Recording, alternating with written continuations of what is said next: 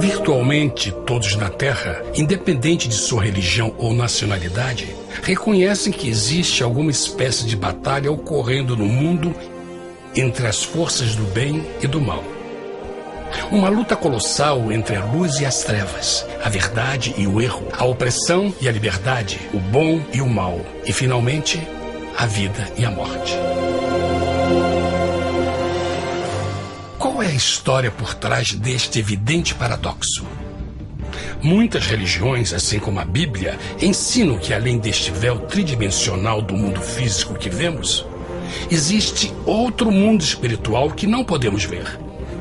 Nesta realidade invisível ao nosso redor, se desencadeia uma batalha titânica entre o herói supremo e justo contra o vilão mais cruel e maligno. A grande pergunta é: quem são esses personagens e como e onde começou esta crise cósmica? Este é o maior mistério de todas as épocas e a história mais fascinante e verdadeira que jamais tem sido contada. Esta crise envolve cada pessoa sobre a Terra. Sim, cada pessoa.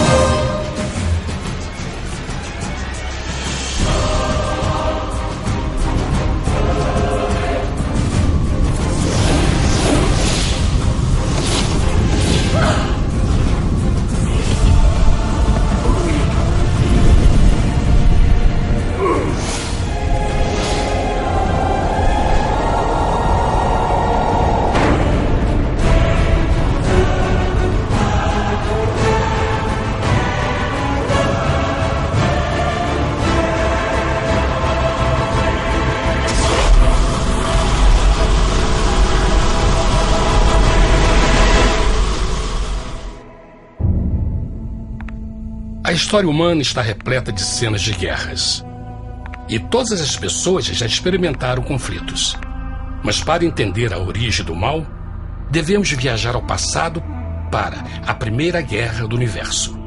Porque esta guerra não aconteceu na Terra. Antes que o nosso mundo existisse, houve uma guerra no céu. Mesmo as palavras guerra no céu soam como uma contradição. É quase inimaginável para nós que pudesse haver batalhas e conflitos entre as criações de Deus no paraíso. O que pode ter causado este conflito celestial? Graças a um livro antigo chamado Bíblia, temos detalhes suficientes para poder juntar as peças e desatar os nós. Mesmo que trágica, é uma extraordinária e bela história de amor que vai desde o princípio dos tempos até tocar pessoalmente a você, a mim e a cada indivíduo na Terra. Nossa história começa há muito tempo atrás na capital do universo. Em um lugar chamado Céu, que estava repleto de seres angelicais que amavam fazer a vontade de Deus.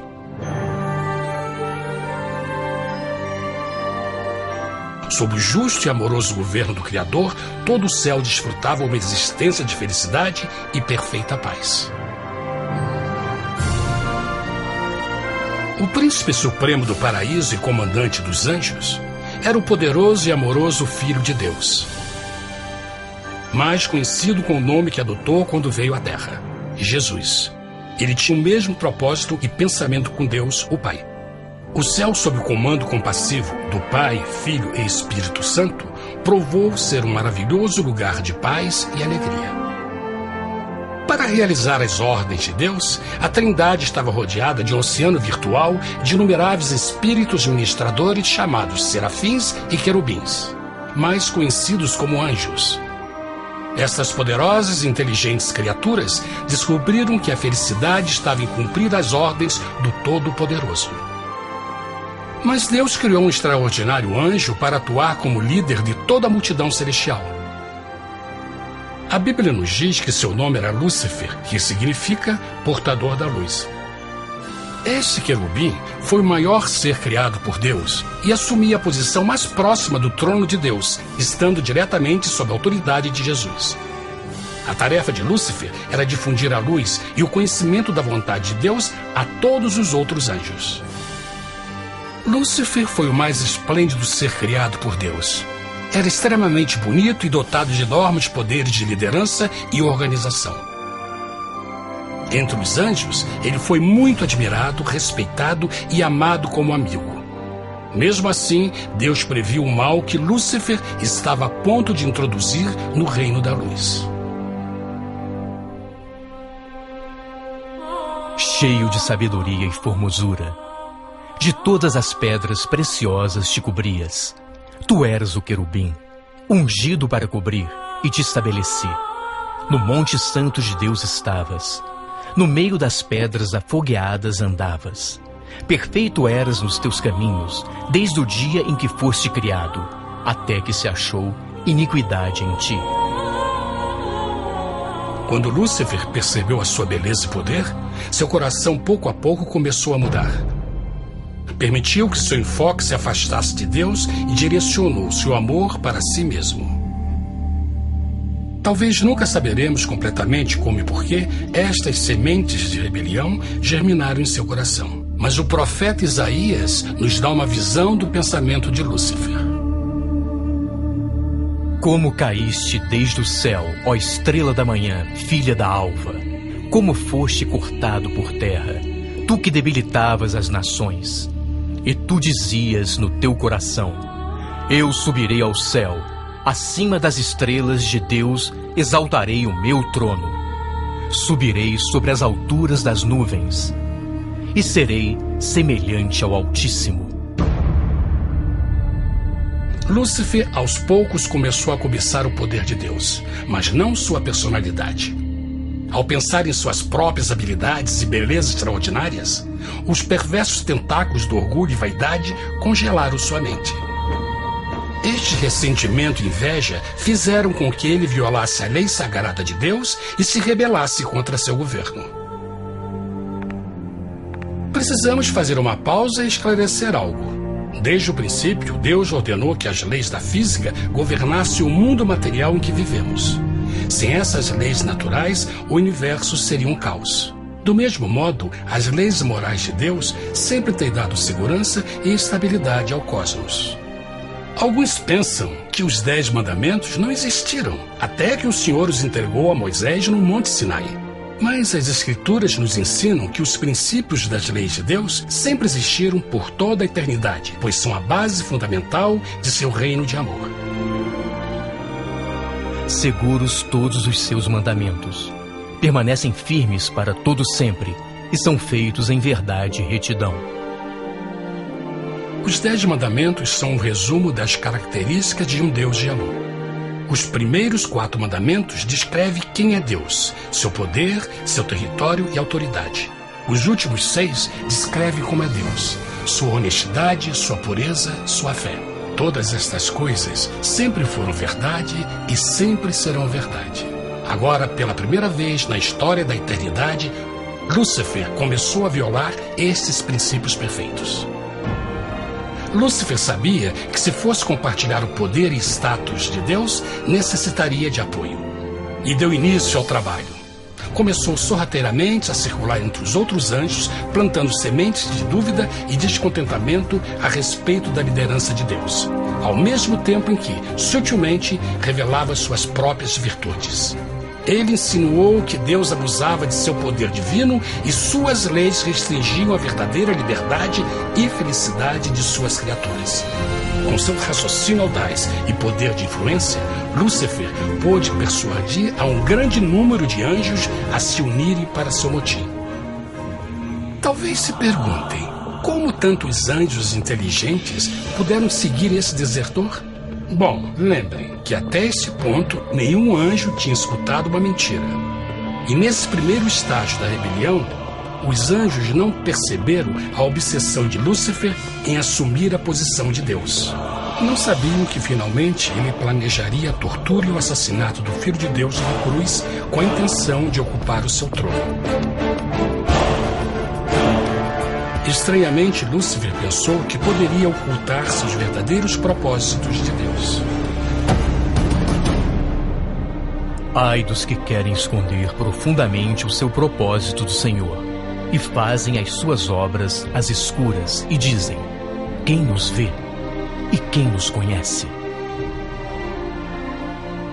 Não pense nem por um momento que a rebelião de Lúcifer surpreendeu Deus e o pegou desprevenido. O Senhor sabe de todas as coisas e os pensamentos de suas criaturas. Ele entendia exatamente o que estava se passando pela mente de Lúcifer. E piedosamente Deus advertiu o desgarrado anjo do perigo. Mas no final, o orgulho e a vaidade não permitiram que Lúcifer se arrependesse. Então, iniciou a rebelião total contra Deus em vez da humilde obediência. Alguns podem perguntar: isso significa que Deus criou um anjo defeituoso?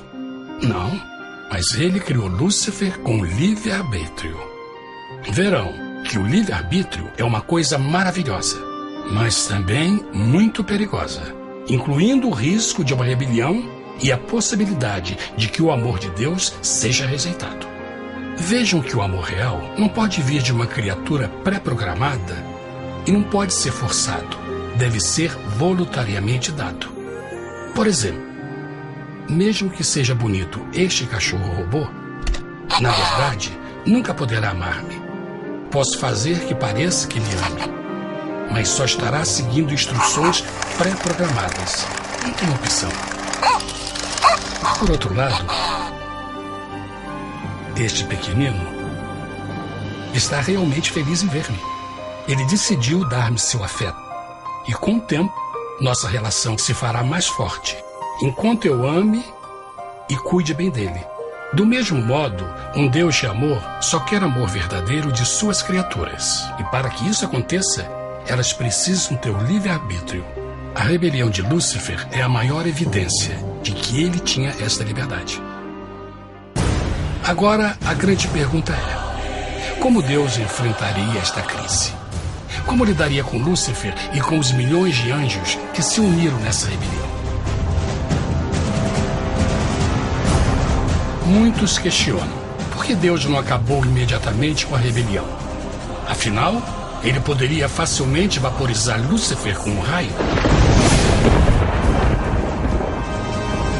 Mas isto teria solucionado o problema?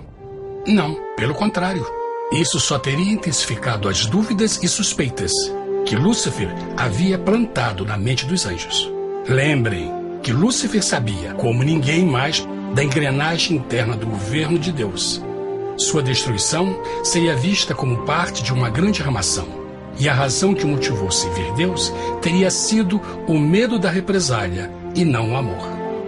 O Senhor sabia, na sua sabedoria, que a melhor forma de enfrentar a crise era permitindo que tudo seguisse o seu curso. Esta seria a única forma de se assegurar que o mal não se ergueria outra vez. Deixai crescer ambos juntos até a ceifa. E por ocasião da ceifa, direi aos ceifeiros: colhei primeiro o joio e atai-o em molhos para o queimar, mas o trigo ajuntai-o no meu celeiro. Na parábola do joio e do trigo, Jesus descreve que um tempo de crescimento é necessário para que uma planta revele sua verdadeira natureza. No seu entendimento infinito, Deus sabia que com o tempo, o caráter real de Lúcifer seria exposto e que os amargos frutos de sua rebelião seriam vistos. Até agora, os cidadãos do universo não estavam familiarizados com o pecado e até onde os levaria. Mas isso mudaria quando eles vissem por si mesmos sua terrível natureza autodestrutiva. Afinal, a sabedoria e o amor do governo de Deus seria para sempre confirmado e o universo estaria seguro. Quando Lúcifer e seus seguidores revelaram abertamente sua rebelião, o Senhor soube que não haveria paz se permitisse que eles ficassem no céu. Deveria impor um limite, entrar em ação e enfrentar os rebeldes. Mas Lúcifer e seus seguidores nunca sairiam por vontade própria ou pacificamente. O passo seguinte foi a guerra. E houve batalha no céu. Miguel e os seus anjos batalhavam contra o dragão. E batalhavam o dragão e os seus anjos. Mas não prevaleceram, nem mais o seu lugar se achou nos céus. E foi precipitado o grande dragão, a antiga serpente, chamada o Diabo e Satanás, que engana todo mundo. Ele foi precipitado na terra, e os seus anjos foram lançados com ele. A Bíblia não revela exatamente que tipo de armas foram usadas durante este conflito cósmico. Mas esta guerra foi como nenhuma guerra que os olhos mortais já viram. Apocalipse 12:4 nos diz que finalmente Lúcifer e 1/3 dos anjos de Deus foram expulsos do paraíso.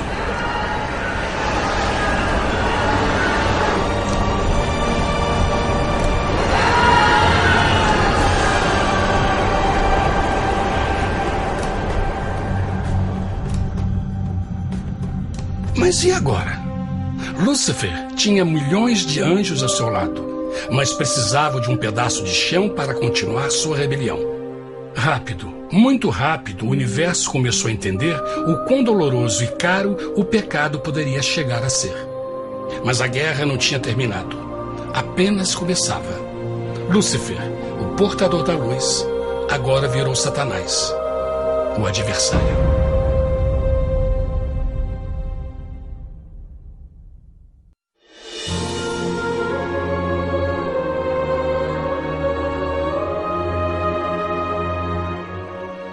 Depois da guerra no céu, Satanás e seus anjos caídos foram expulsos da corte de glória.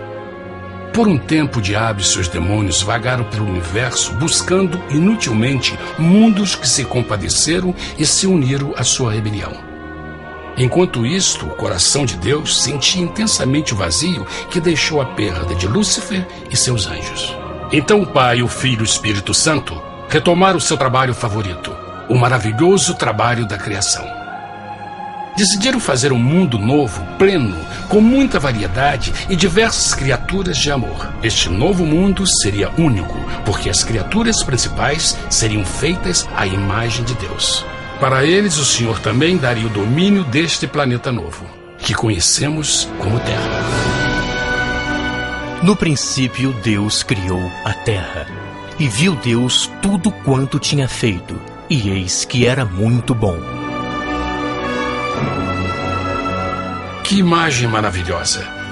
Deus forma um novo mundo, nosso planeta, Terra. E em cada maravilhoso dia da criação, algo novo e espetacular começa a fazer parte da cena. Por exemplo, no 3º dia, Deus falou e uma linda e exuberante vegetação fez parte da existência. Plantas de todas as cores, formas e tamanhos. No 5º dia, o mundo estava repleto de espantosas e exóticas criaturas, que podiam tanto se elevar aos céus como deslizar pelas águas azuis. E outras podiam fazer as duas coisas. No 6º dia, houve a introdução de um grande número de animais terrestres. Desde o gigante elefante até o pequeno esquilo, cada um encontrou um lugar nesse novo planeta para viver em harmonia com o resto da criação. E também no 6º dia, Deus criou o homem. E disse Deus: façamos o homem à nossa imagem, conforme a nossa semelhança. E formou o Senhor Deus o homem do pó da terra, e soprou em suas narinas o fôlego da vida, e o homem foi feito alma vivente. E plantou o Senhor Deus um jardim no Éden, do lado oriental, e pôs ali o homem que tinha formado.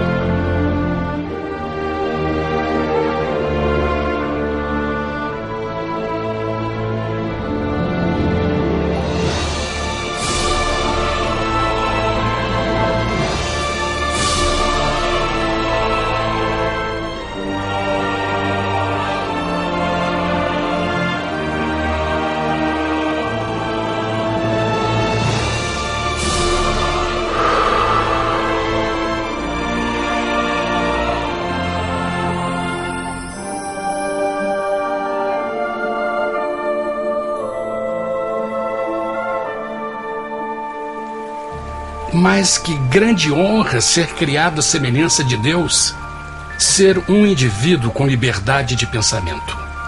No princípio, o homem não percebia a sua nudez. Provavelmente porque antes do pecado ele estava vestido de glória e luz.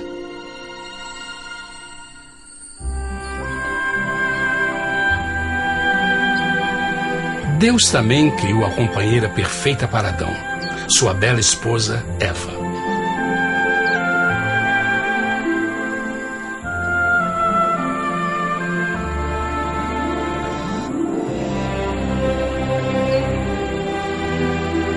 O feliz casal foi colocado em um magnífico jardim perfeitamente projetado para aumentar sua felicidade.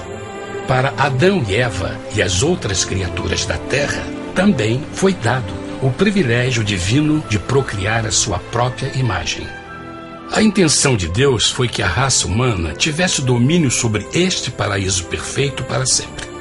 Eternamente felizes e saudáveis, trabalhariam com a flora do jardim de Deus, enquanto desfrutariam o afeto e companhia de todas as criaturas sob seus cuidados.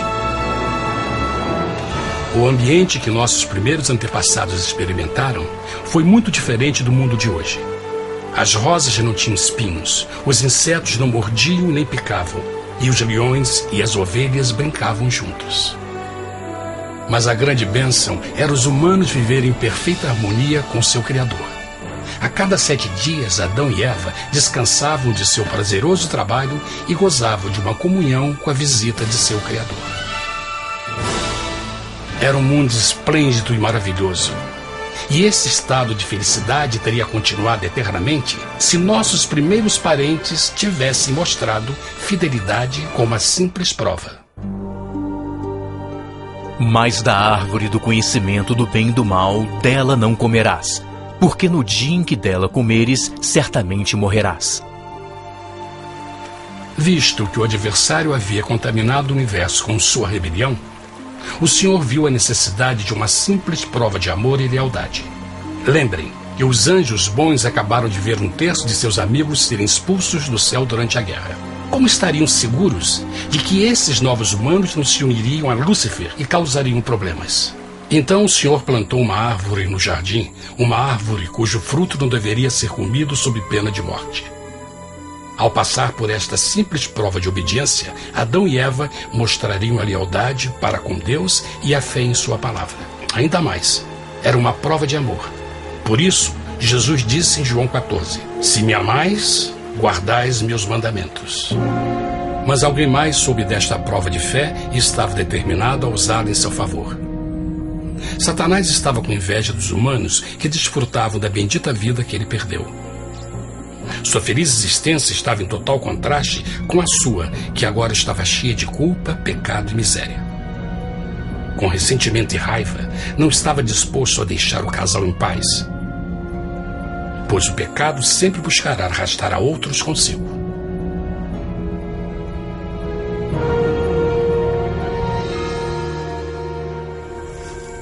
Então um dia, quando Eva estava concentrada em seu agradável trabalho, se viu sozinha e muito perto da árvore proibida. Foi quando Satanás viu sua oportunidade. Através de uma serpente hipnotizante, o anjo caído chamou Eva até a árvore e a envolveu em uma conversação.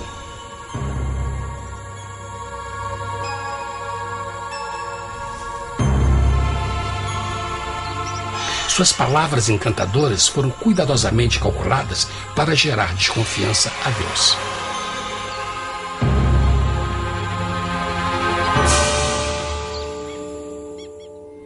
A serpente replicou à mulher, de modo algum morrereis.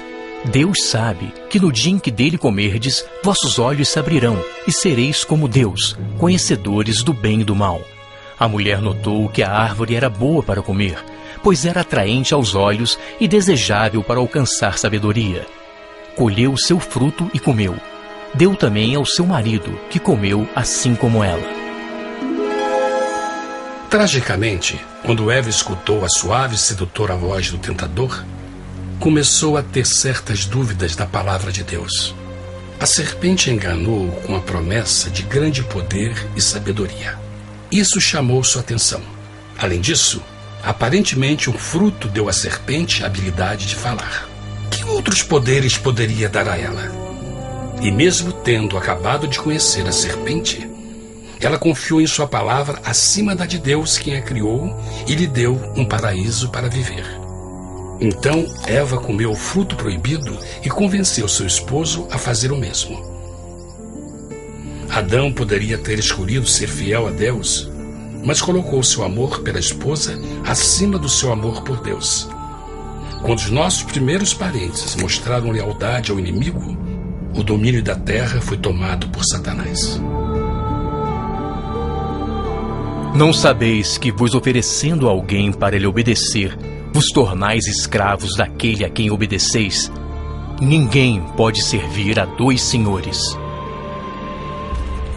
Este mundo agora seria o último campo de batalha entre o bem e o mal, e o coração de cada homem e mulher seria o prêmio.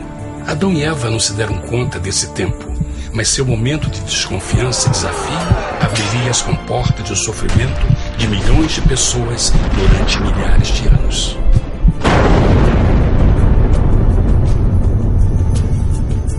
Portanto, como o pecado entrou no mundo por um homem, e por ele a morte, e assim a morte transmitiu-se a todos os homens naquele em quem todos pecaram. Nossos primeiros parentes logo enfrentaram o terrível resultado de seu pecado. Em estado santo, Adão e Eva resplandeciam com túnicas de glória. Depois de pecarem, suas túnicas naturais de luz se desfizeram e eles ficaram mortificados com a sensação de sua nudez. Vergonha e temor tomaram lugar de sua alegria e paz e trataram de cobrir sua nudez com folhas. Agora eles se encontravam sob constante influência do diabo. Ao ceder à tentação, debilitaram sua natureza. E Satanás ganhou poder sobre a humanidade. As pessoas não podiam resistir às tentações do diabo com sua própria força. Por último, e o mais aterrador, se encontravam vivendo sob a pena de morte iminente. Deus havia advertido que a desobediência traria a morte. Já tinha experimentado a morte espiritual. Quanto tempo passaria para sofrerem a morte física também? Nesse ponto, seu futuro não tinha nada mais que escuridão e desespero. Tendo expulsado o homem, colocou diante do jardim do Éden os querubins com o cintilar da espada flamejante, para guardar o caminho da árvore da vida. Como o pecado provocou a expulsão dos anjos caídos de seu lar celestial, agora pela desobediência, Adão e Eva foram tirados de seu jardim, seu lar no paraíso. Tudo à sua volta estava mudando rapidamente, e a humanidade se encontrou suscetível às dores, doenças e finalmente à morte. Até os animais e plantas estavam infectados pela terrível maldição. Os espinhos e cardos agora apareciam em árvores e flores, e os animais que antes eram gentis começaram a se matar e a devorar uns aos outros. O pior resultado foi que o pecado separou a humanidade de Deus. Mas vossas iniquidades cavaram um abismo entre vós e vosso Deus. São vossos pecados que ocultaram de vós sua face, para não vos escutar. Na criação, foram dados a Adão e Eva a honra de falar com os anjos, e até com o Filho de Deus cara a cara. Mas Deus é tão puro e santo que nenhum mal pode existir na sua presença. Agora que os primeiros humanos tinham pecado, Deus afastou sua santa presença deles para a sua própria proteção. O pecado tinha queimado uma parte da alma do homem que já não podia ver a dimensão espiritual. Deste momento em diante, a comunicação com o céu seria limitada. Mesmo com todas estas maldições caindo sobre Adão e Eva, o coração do Senhor se encheu de compaixão. A lei que haviam violado não poderia ser alterada para salvá-los, pois é tão sagrada e imutável como Deus mesmo.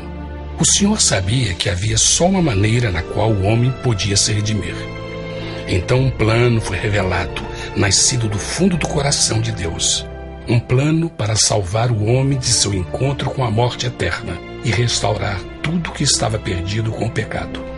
Seria de grande intensidade, alcance e poder. mas seria um plano que também implicaria num enorme sacrifício. O amor de Deus para conosco se manifestou por ter enviado ao mundo seu Filho unigênito, a fim de vivermos por ele.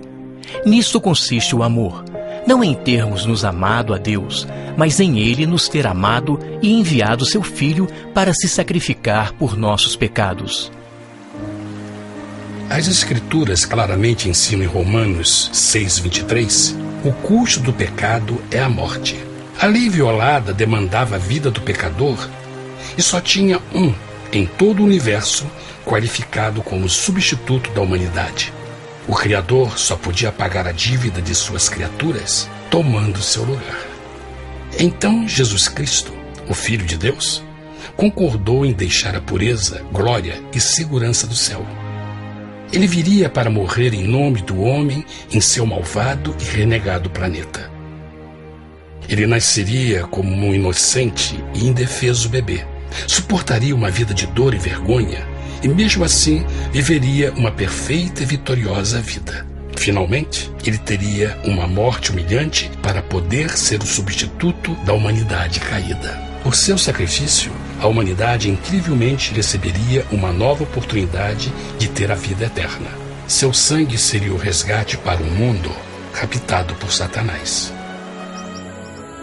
Este maravilhoso plano de redenção foi graficamente ilustrado no sistema de sacrifício de animais ordenado por Deus depois da queda do homem. O Senhor tinha avisado Adão e Eva que iriam morrer no dia em que comessem do fruto proibido. E como que permaneceram vivos? A Bíblia nos diz que imediatamente depois do pecado, Deus providenciou roupas na forma de peles de animais. É bom notar que o Apocalipse se refere a Jesus Cristo como a ovelha que foi morta desde o princípio do mundo. Isto indica que uma ovelha foi sacrificada no mesmo dia para prevenir suas mortes imediatas. Pela fé, neste sacrifício, suas mortes foram simbolicamente transferidas deles para a criatura inocente. A ovelha certamente era a representação de Jesus. Assim, um raio de esperança foi dado em uma situação de escuridão e desespero. Através do arrependimento e a fé no sangue do Messias, qualquer humano poderia uma vez mais ser filho de Deus. Mas mesmo com este grande plano para a humanidade, Satanás ainda tinha o domínio da terra. E a vida na terra não estava fácil. No mundo haveis de ter aflição, mas coragem, pois eu venci o mundo.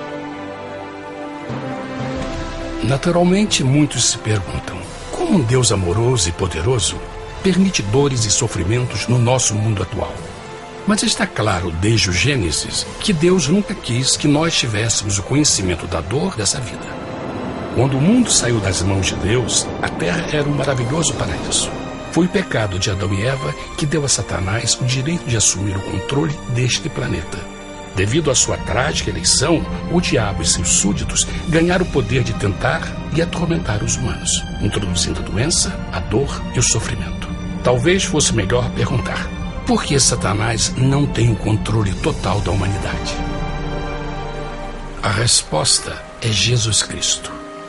Talvez já perceberam que a morte de Jesus na cruz deu a cada um de nós a oportunidade de sermos salvos, mas na verdade fez muito mais do que isso.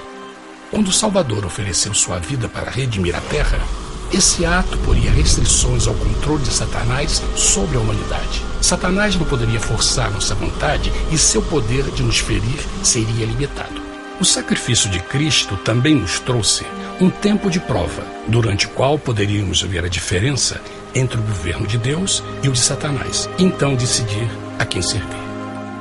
Finalmente, pelo sacrifício que fez Jesus, o reino de Satanás chegará ao seu final, e um dia a terra será devolvida ao homem mais maravilhosa do que era no princípio. Mesmo Adão e Eva tendo começado suas vidas como exilados do paraíso, ainda tinham esperança. Deus providenciou peles de animais sacrificados para se cobrirem. Mas o mais importante, Ele prometeu o sangue do Cordeiro de Deus para pagar por seu pecado, se aceitassem Cristo e se arrependessem. Uma grande pergunta permanece: as pessoas aceitaria o grande presente de Deus? Como escaparemos se agora desprezarmos a mensagem tão sublime da salvação? A incrível história que acabaram de escutar é verdade e afeta vocês. Pois, pelo desejo de Satanás de ser Deus e a desconfiança e desobediência de Adão e Eva, todos nós nos encontramos em uma situação perigosa.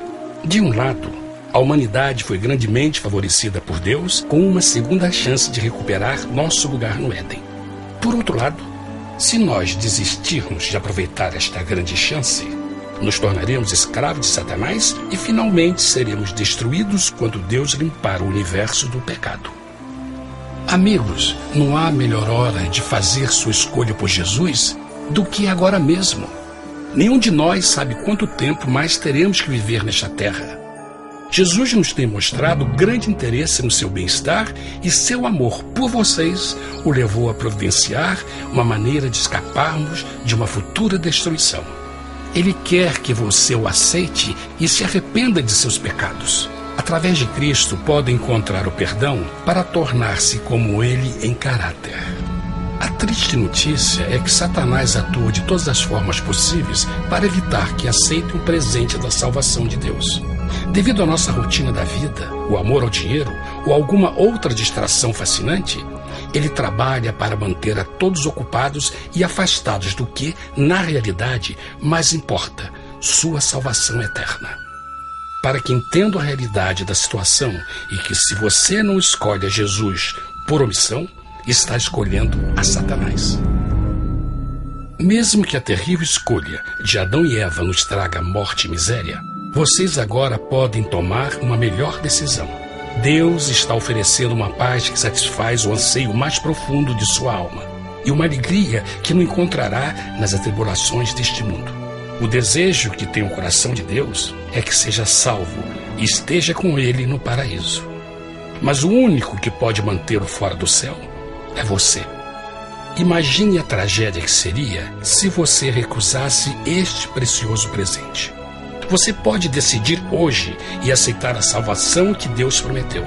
Na verdade, nesse momento, pode aceitar a vida eterna através de Jesus Cristo.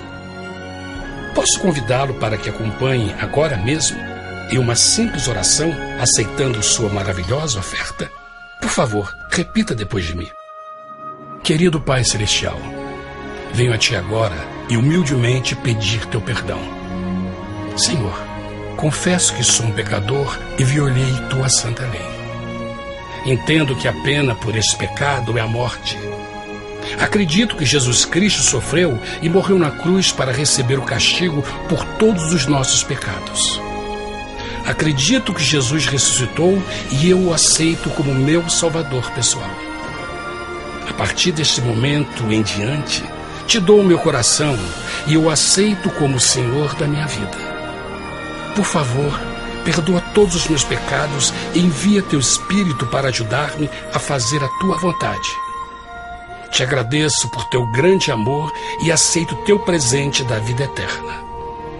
E eu oro tudo isso em nome de Jesus.